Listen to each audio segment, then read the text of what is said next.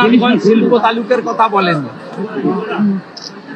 রেজিনগর শিল্প তালুকের কথা বলেন, মুর্শিদাবাদের নদী ভাঙনের কথা বলেননি।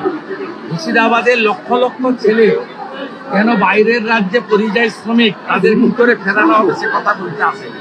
তিনি কি বলেছেন এখানে? হিন্দু মুসলমান, হিন্দু মুসলমান, মুসলমান হিন্দু। এখানে হিন্দুদের রক্ষা করার দায়িত্ব দিয়ে গেছে তিনি, মানে তার ভাষায় এখানে সংখ্যাগুরু যারা তাদের, অর্থাৎ মুসলিমদেরকে দায়িত্ব দিয়ে গেছে। এটা মুখ্যমন্ত্রীর কথা। মুখ্যমন্ত্রীর চোখে কেন হিন্দু মুসলমান হবে?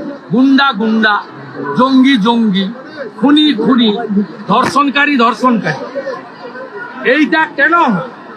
স্বাভাবিকভাবে বাংলাদেশে যা হচ্ছে এপারেও তাই হচ্ছে।